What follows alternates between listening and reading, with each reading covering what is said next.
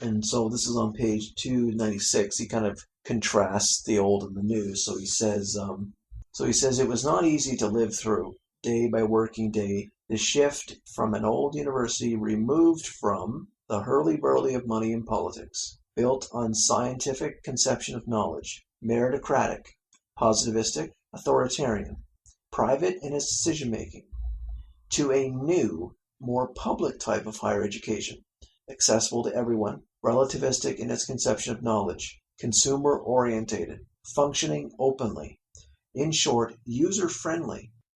And he also adds on the next page, but even these places have been deeply affected by such radical democratic practices as affirmative action, great inflation, politicization of the softer subjects of instruction, relativistic standards of knowledge, and increasingly non-resident careerist faculties.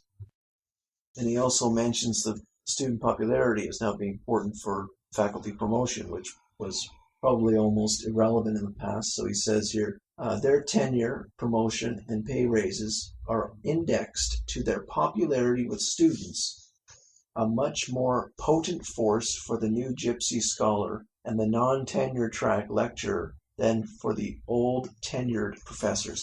I should mention what he means by gypsy scholar is that it's professors that have to teach at multiple universities just to make it. That's what he means by gypsy scholar. And now he mentioned some more of the consequences. So this is on 298. He says more than 3/4 of American colleges and universities, we are told, offered remedial courses in 96. So remedial courses means that the students that were accepted into the university do not meet the standards. And so they have to actually offer courses to get them up to par. So they have to offer math courses that are basically high school courses, writing courses and English courses so they can actually read and learn English. And this is just considered normal now. And actually, even at my own university, and this is probably fairly common, universities have an English language program, so they'll bring in foreign students that do not meet the language requirement whatsoever. They may not even know a word of English, but the university accepts them. They accept their big money because, of course, international students, the universities often require them to pay triple, sometimes 5 times the tuition. And so they're taking a lot of rich international kids, so much for the university being a progressive institution that it's concerned for the poor. So they take all these very rich international students who don't meet any standards possible unless they write an exam in their native language, and they teach them English at the university. And of course, while they're doing that, they're not going to be able to take any other courses because most courses are in English. So, this is something that's wildly different than what would have been tolerated in the past. But let me keep going. He says great inflation and pass-fail options move toward the elimination of any distinction based on quality of work.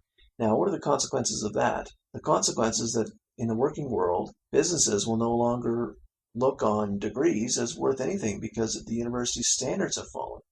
And how that will happen is that businesses will hire people with degrees they think are worthwhile, and then they will find that their candidates actually cannot do what they think they can do. You hire someone who's got a BA in English, they're actually a terrible writer. Well, what's going on here? And so businesses more and more are not considering bachelors as denoting any kind of quality or any kind of standard. And that's going to happen as degrees become more and more in such huge numbers that they cannot possibly mean the standard they used to.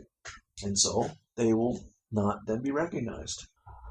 Faculty in the Demoversity is composed more and more, 40% in 1998, of part-time gypsy scholars lacking employment, benefits, and the possibility of promotion.